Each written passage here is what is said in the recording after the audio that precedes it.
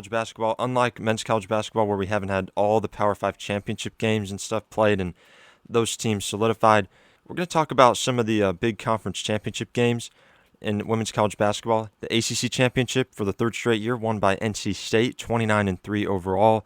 Dominated a Miami team who had beaten Louisville and Notre Dame to get to that championship game 60-47.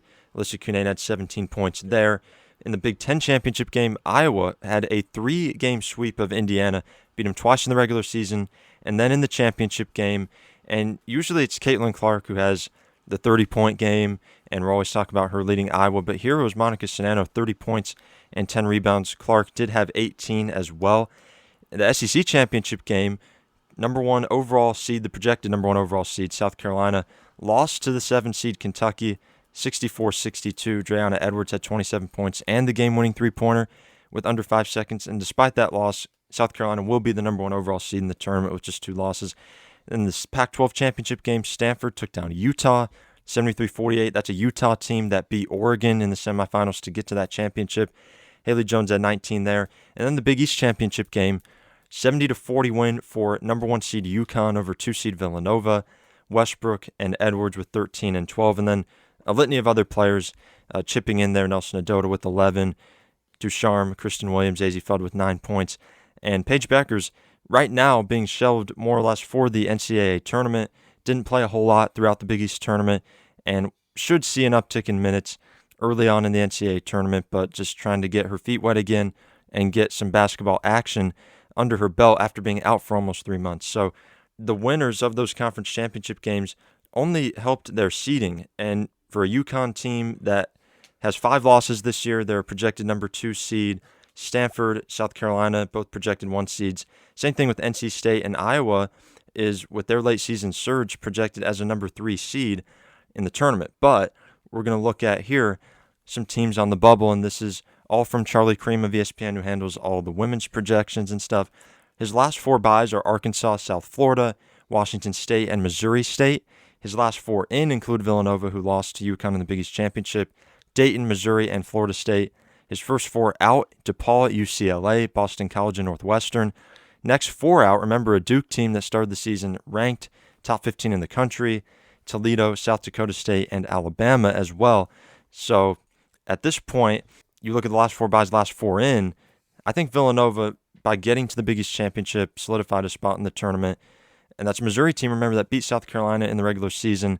Didn't make it all the way in the SEC, but I think they're in. Okay, well, when you look at this, man, I mean, Duke, I don't know if they had a rough stretch down the rest of the way this year, but I think they should be under consideration. I mean, they had a pretty good turnaround, but, UCLA, also in the Pac-12, should have consideration. That's a pretty good conference there. And Villanova's got to get in. They beat UConn. I mean, I know they got crushed in the championship, but they got to be in. Missouri should be in with that win against the number 1 team. Somehow Washington State must have had a turnaround. They weren't very good in women's, but they must be now. Same goes for Arkansas was pretty good recently, but I was talking about someone else. Was it Texas Tech was pretty decent this year, I think. Somehow. I don't know how. But, hey, they had a decent year. We're going to look at that bracket in a minute. I want to see who's on there. Florida State, ACC, they probably should get in. So it's hard to disagree with much of this. DePaul? DePaul, yeah. They're in the Big East, so maybe they – I don't know. Maybe. I don't know if they have enough, though, to be in. I don't think they have enough to be in. Just playing UConn isn't enough. Yeah, that's a DePaul team that – look, the thing about the Big East is if you're not getting wins against UConn, you're not getting in yeah, most of the time. It's going to be hard because Villanova and Marquette are really the only 2 other teams, maybe along with Creighton, that had really strong seasons. And DePaul is a team that was at the top of all of the offensive statistical rankings this year. Number 1 points per game, 3-pointers. They had one of the best offenses in the country, and they had really one of the best players in the country in Anissa Morrow. But they got crushed by UConn, right? Well, they lost both games to UConn. I thought they got blown out in one of them. One of them they nearly won in Chicago at DePaul. They almost won. That they'd be in, but I don't know about now. So at this point, you're looking at them on the first 4 out, along with a team right there like a UCLA from the Pac-12 who underachieved this season with a lot of talent. just like Duke, who, like I said, had a great start to the year. And really, when they lost to South Carolina, that's when the wheels started to fall off there for the Duke Blue Devils. So that's a look at the teams on the bubble there. Yeah, not much to disagree with there. When I look at lost 4 buys, I like all of that.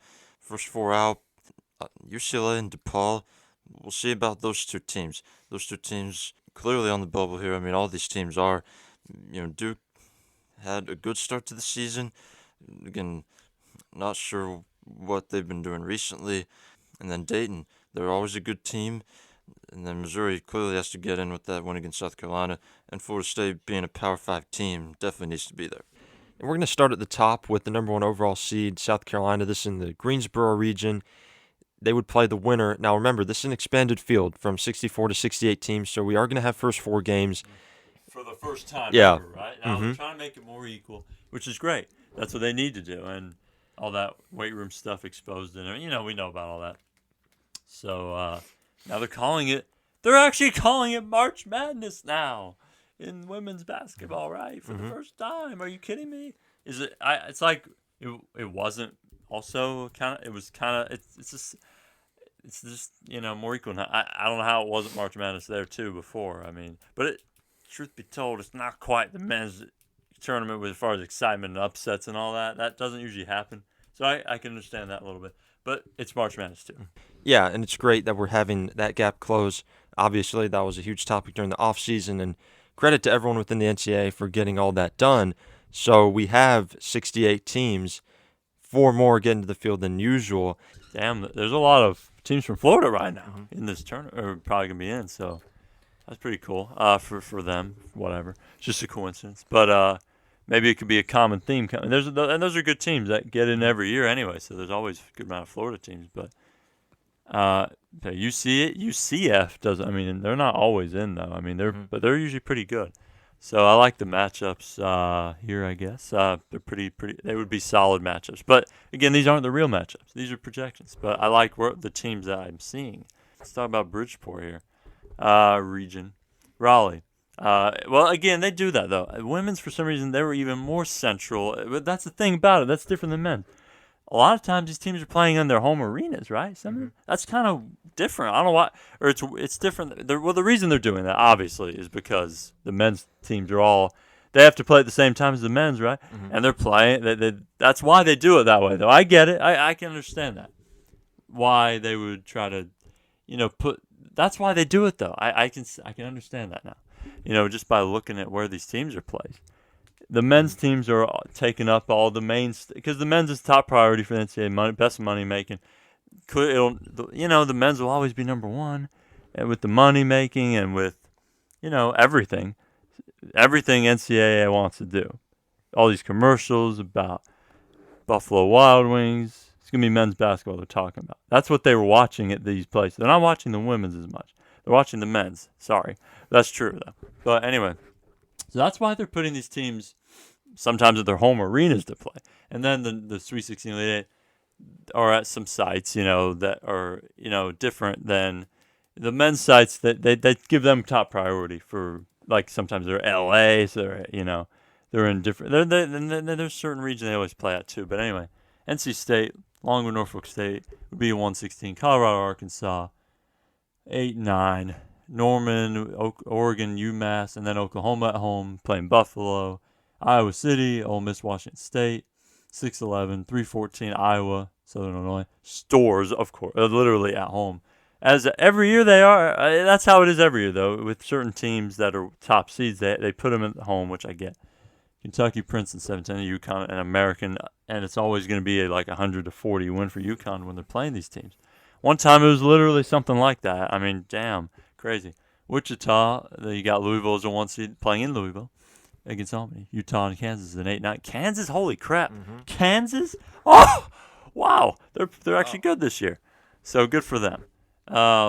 Utah, and they're not usually that great either. That'd be an interesting matchup. College Park, Maryland, they're going to be there. BYU, Dayton, Villanova is a first 4. 5-12. You've seen it on the screen right now anyway. 4-13 Maryland Drexel. Knoxville, Ohio State, Missouri State. Ohio State had a good year. That's my team, so good for them.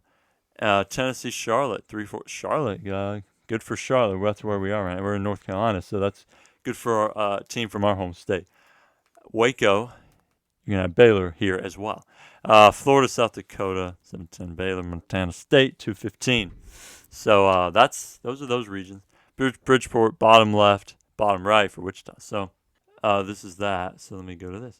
So you got Greensboro, Spokane, out if you would, and Wichita. Okay. Let me look at this.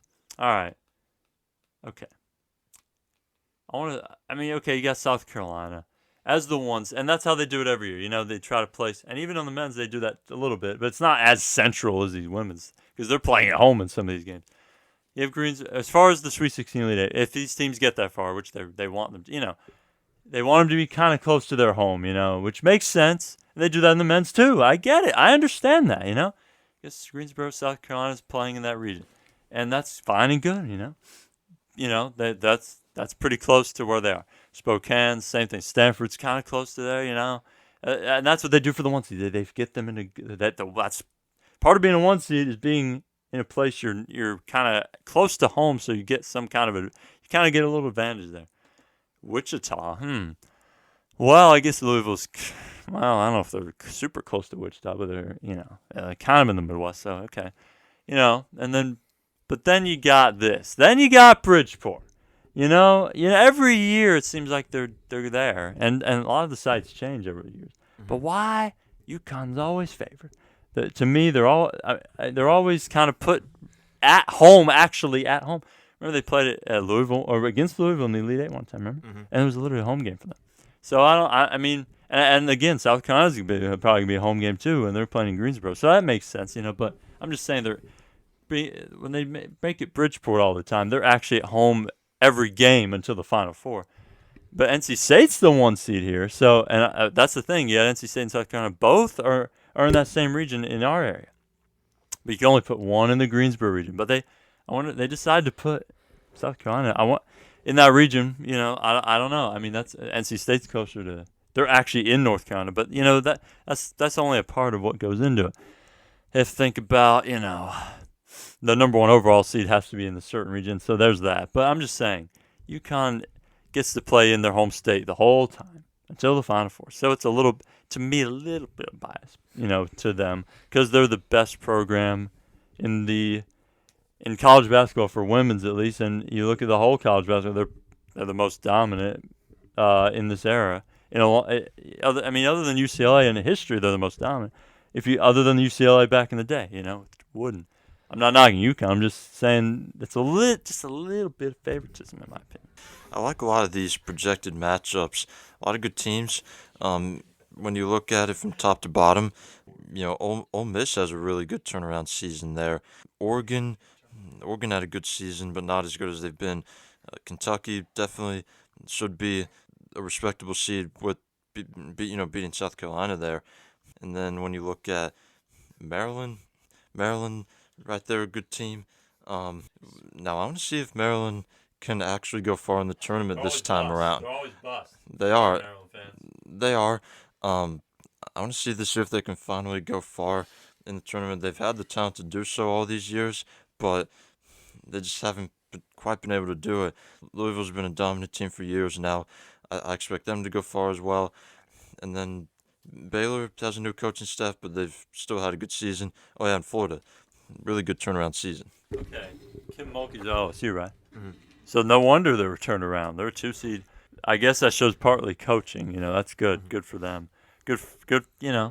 And it's still in the same region. So I'm surprised she actually left the Baylor. But LSU pretty damn good apparently as well. So good for them. One thing to watch right now is Louisville still at this moment is a projected number one seed. But remember, they lost to Miami in the ACC tournament quarterfinals. So if Baylor wins the Big 12, which they're in the Big 12 championship game, then they would be they probably would be the number one seed, and Louisville would drop to number 2 because of that loss to Miami. Like I said with Duke basketball, and when I say Duke basketball, I'm not talking about no women's. I'm talking about Duke men. Of course, I'm talking about Duke men's basketball. I don't even need to say men's.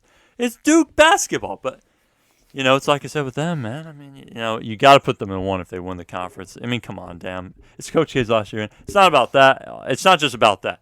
It's about their freaking Duke basketball. So, and look at the resume and everything. I mean, come on. And the record and everything. They're a 1 seed if they win that conference. And in the men's, Baylor shouldn't be a 1 seed because they lost to Oklahoma. Come on. And especially with it being in that region for Baylor, kind of in the Wichita region, that makes sense for them. If they win the conference, they should be probably a 1 seed, depending on any bad losses. But they probably don't have many bad losses. They should be the 1. They are a 5-loss team, but they've had a great season. Kind of been under the radar. Does Louisville have? If they have 4 or 5, then Baylor should be there. Mm-hmm. Ran through all of Charlie Cream's predictions there for the bracket, and obviously on the other side of Selection Sunday, we'll be back with the real brackets. We'll talk about the real matchups that are going to be happening, but we just wanted to get a little bit of previewing in before the selection show, and we understand some of you may be watching this during Sunday, during the selection show, but this is a little bit of our take on everything. But like we said, on the other side of Selection Sunday during the new week, before these tournament games start, we're going to be back with another show and more projections. So that's really all that we have, all the time that we have for right now. But we're going to be back very soon with a tournament episode of the Hoop Central podcast. We'll be breaking down the official tournament brackets for 2022, and we'll have all of that. We'll have a lot more content coming up here at Hoop Central. For Andrew and Ellington, this is Hamilton Neal saying so long. We'll see you next time